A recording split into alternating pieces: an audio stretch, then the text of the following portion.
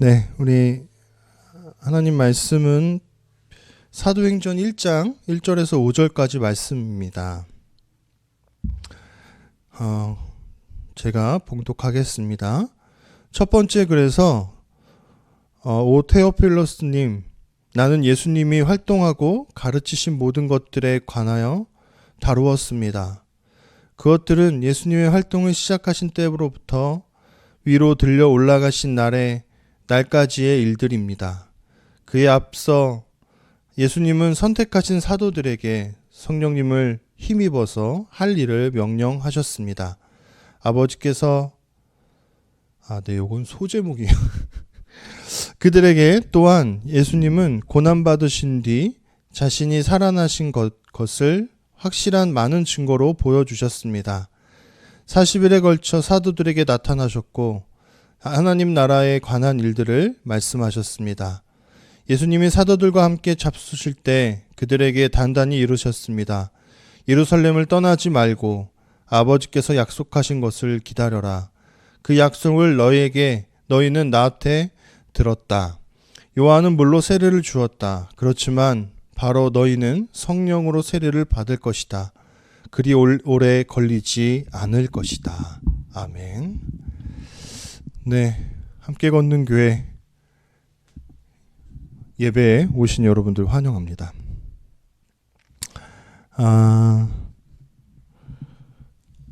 지난번 저희가 많은 지인들을 초대해서 그래도 이곳이 좀 찼었습니다. 그래서 마음도 뿌듯했고 지금도 뿌듯합니다. 저희가 이런 적절한 공간에서 하나님께 예배할 수 있는 일들 해나갈 수 있어서 너무나 감사한 일입니다. 계속해서 함께 걷는 교회는 선교적 사명을 가지고 이 부천과 또 역곡 이 지역을 중심으로 또 젊은 세대들에게 또 교회를 잃고 교회를 떠나서 방황하시는 여러 장년 성도들을 향해서 선교해 나가겠습니다. 그 방법들을 기도하면서 구하고 있습니다. 어떻게 함께 걷는 교회가 이 지역을 위해서 어떤 적절한 일들을 행동을 할 것인지를 고민하고 있습니다. 여러분 기도해 주시고 네. 너무 깜짝 놀랐을 수 있어요. 네. 신발 벗는 거 아닙니다. 네. 들어오시면 돼요. 또 오시나요? 오시는군요. 네. 감사합니다. 이번 주는 저희 가족만, 저희 한 친구가 코로나에 걸려서 그렇습니다. 저희는 사도행전 오늘은 사도행전 1장 1절에서 5절까지의 말씀을 가지고 우리 함께 말씀을 나눠보려고 합니다.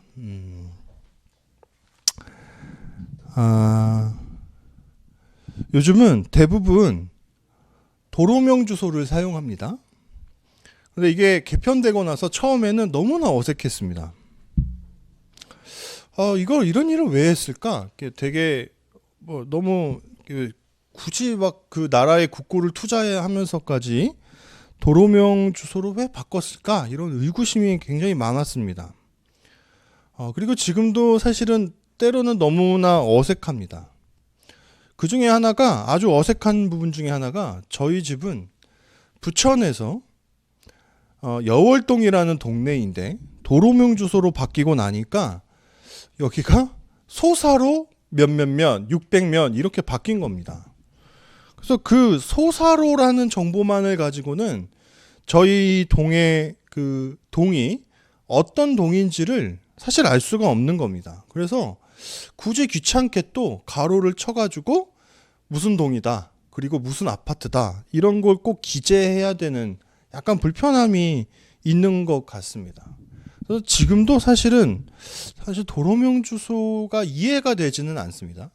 이렇게 미국처럼 이렇게 블록블록 되어 있고 그런 데는 길 주소들이 맞을 수 있겠지만 우리나라처럼 약간 어떤 데는 막 세모지기도 하고 갑자기 막 도로가 막 양갈래 막 세 갈래씩 막 나타나기도 하는 그러한 그런 한국 지역에서는 맞나 하는 생각도 하게 됩니다.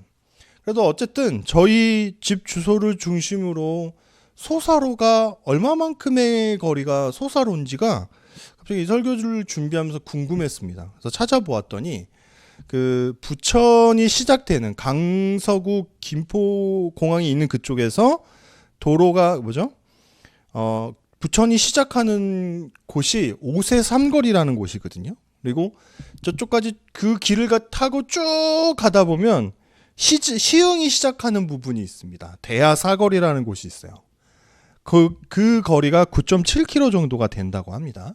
그러니까 거기를 다소사로라고 부르는 거예요. 그래서 어디가 시작점인가를 이렇게 봤더니 대하사거리 쪽이 시작점이에요. 거기에 소사로 낮은 자리 숫자들이 거기에 있는 겁니다. 57번 이렇게 100몇 이렇게 시작합니다. 그러니까 저희 집은 600 몇 번대니까 소사로의 시작점부터 해가지고 한 600번대에 떨어져 있는 길인 거죠.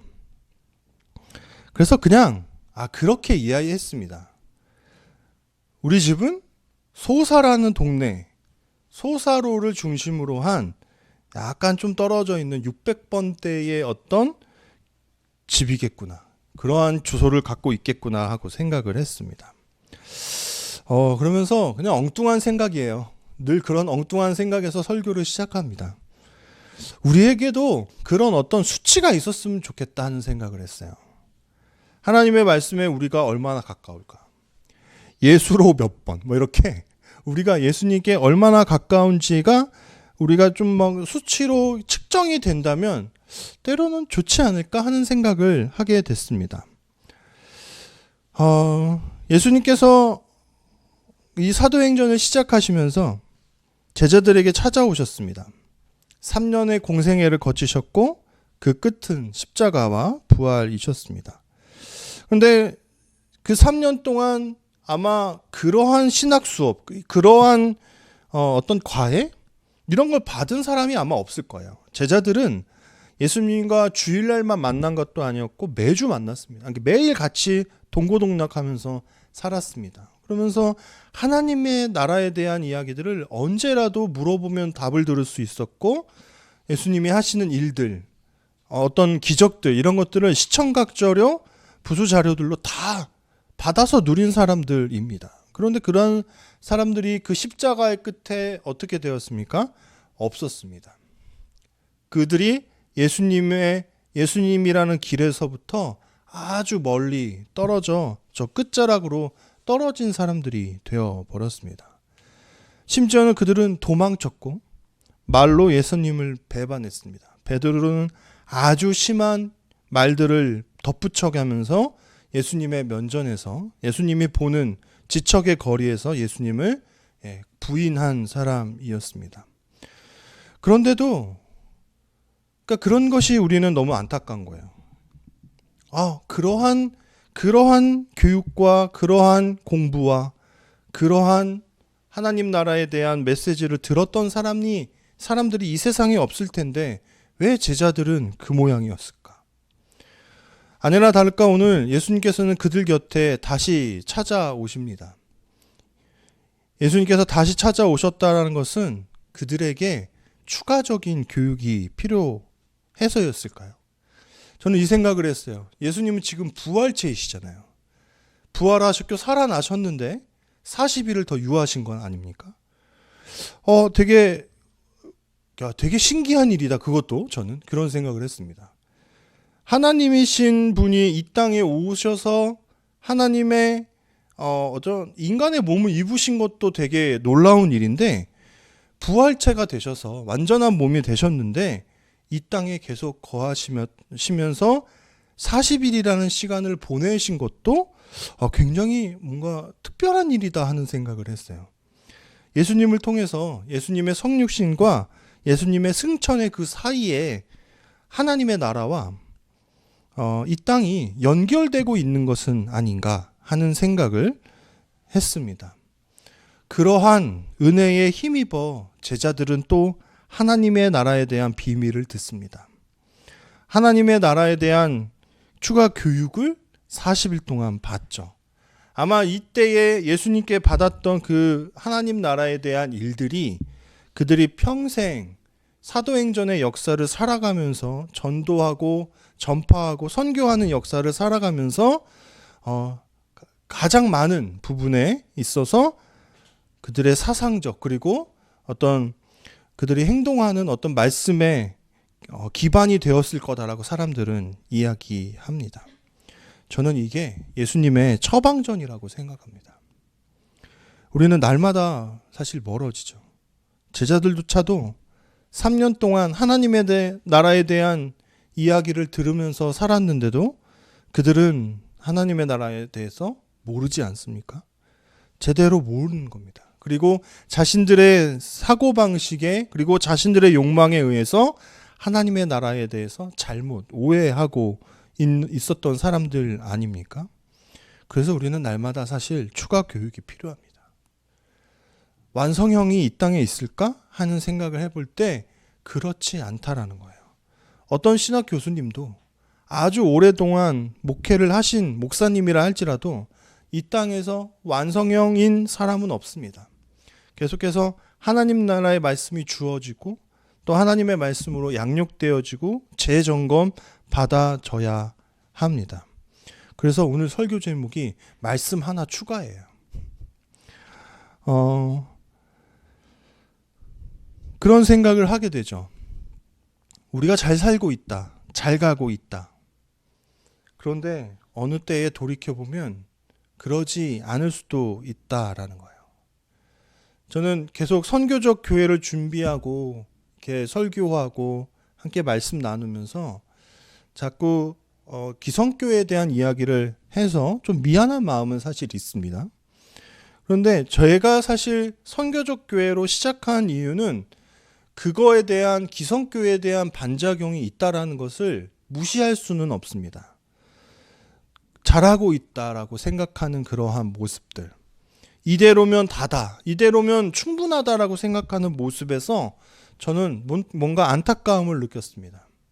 그렇지 않은데 더 큰 은혜가 그 교회 가운데 필요한데 더 큰 하나님의 말씀으로 충격받음이 그들 안에 필요한데 그냥 현실에 갇히고 묻혀서 타성에 젖어서 살아가는 모습들을 바라보면서 이게 맞나?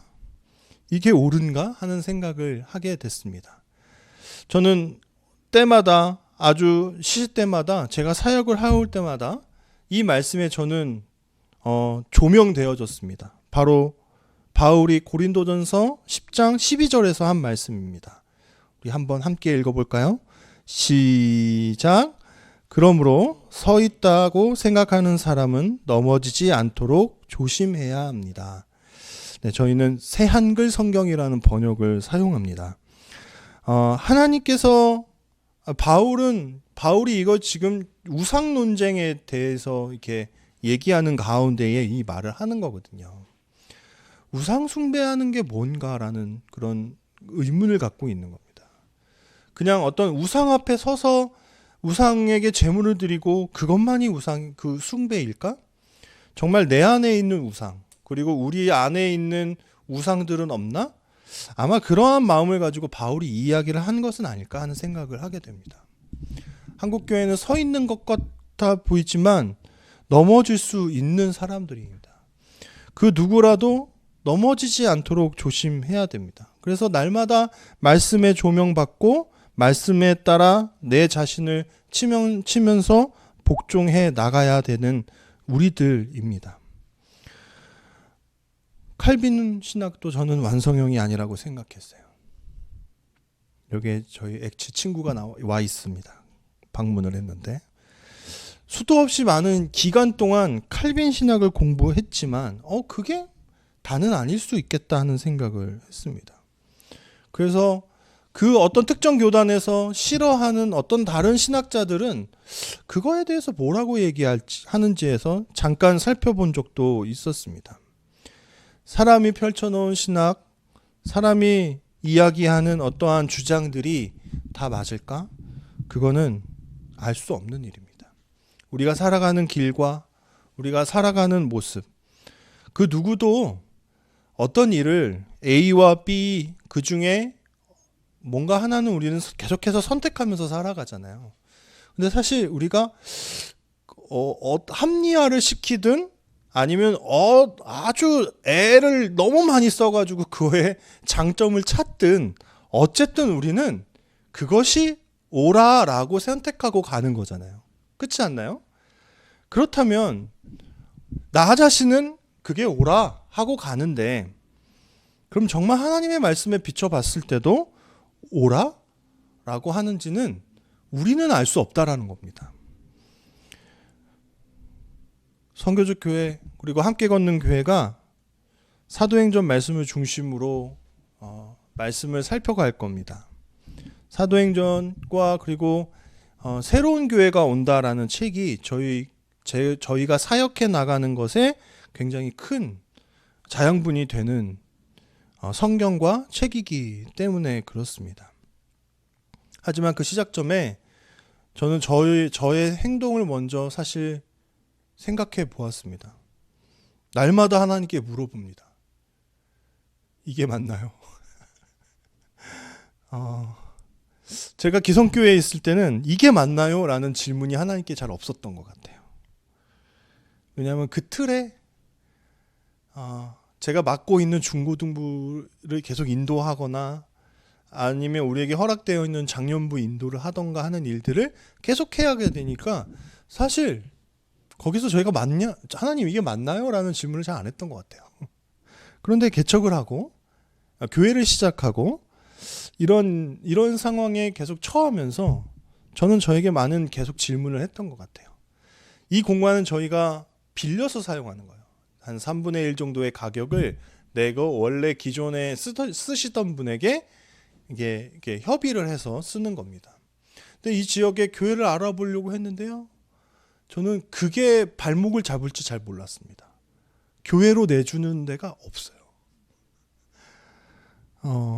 상권에 별로 큰 도움이 안 된답니다. 그리고 어떤 교회는 세 층이 다 빈 공간으로 나왔어요.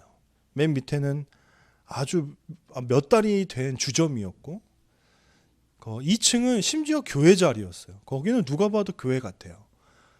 탁 트여 있고 거기다 딱 의자 놓고 저쪽에 서서 설교하면 되겠구나 하는 생각이 들 정도로, 물론 저희가 감당할 수 있는 비용이 아니어서 고민했지만, 그리고 맨 위에는 좀 작았지만 필라테스 공간이에요. 거기도 좋겠다. 그냥 인테리어가 좀 이쁘게 돼 있습니다. 대리석으로 하얀색으로 깔려 있고, 그래서 그냥 거기서 보면대 세우면서 해도 되겠다라고 생각했습니다. 그런데 그냥 혼자만 생각한 거예요. 주인은 절대로 교회에다가 주고 싶은 마음이 없더라고요. 어디든요. 그 세 곳 어디든지. 그것뿐만 아니라 수도 없이 많은 이렇게 문의를 했습니다. 이 공간 저희가 쓰고 싶습니다. 뭐 하실 건데요? 교회요? 약간 변칙을 줘서 교회 사무실이요? 그랬더니 교회 사무실은 뭐예요? 그러면서 왜 사무실이 따로 있나요? 그러면 그러니까 교회라는 단어가 들어가니까 재차 질문을 하고 걱정하시더라고요. 다들 싫어하시더라고요.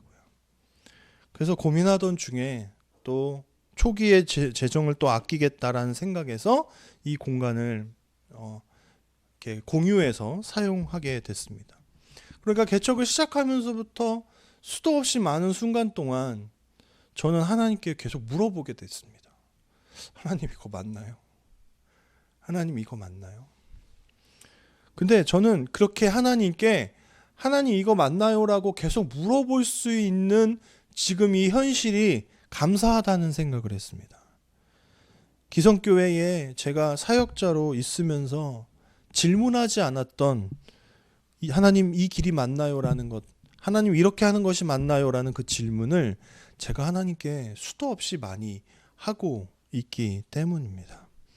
우리는 계속해서 말씀에 조명받아야 합니다. 3년 동안 수도 없이 많은 하나님의 나라에 대한 이야기들을 들은 제자들에게도 여전히 깨달아지지 않고 마음에 와닿지 않는 것들이 있습니다. 그래서 말씀이 우리에게 계속해서 주어져야 됩니다. 다음 주는 또 하나 필요한 것, 성령의 인도하심에 대한 이야기를 할 거거든요. 말씀과 성령의 인도하심이 우리에게는 계속 필요합니다. 왜냐면 우리는 계속해서 우리 이익에 맞는 길을 갈지 모릅니다. 그리고 우리 뜻대로 살아가기에 너무나 쉬운 죄인들이기 때문이죠. C.S. 루이스가 이렇게 얘기했답니다. 우리가 하나님을 찾고 있다고 생각한 순간에 우리는 사실 하나님께 발견된 한 사람이었다고요. 말씀은 우리가 하나님을 발견하는 통로인 것처럼 보이지만 사실 우리의 연약함과 우리의 우매함, 우리의 죄성이 하나님께 발견되어지는 그러한 장치입니다. 말씀 앞에 서면 하나님께서 우리를 발견하실 겁니다. 또 우리가 하나님을 찾게 될 겁니다.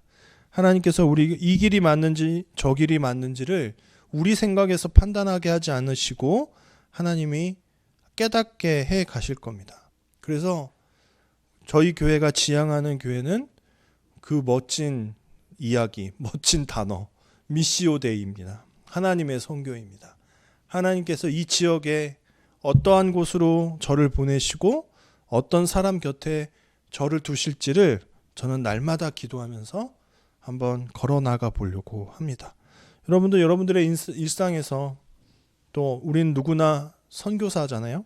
그래서 일상에서 선교적 삶을 살아갈 때에 하나님께 물어보시고 또 하나님께 발견되시고 하나님을 찾으시는 그러한 삶 사시기를 간절히 바랍니다.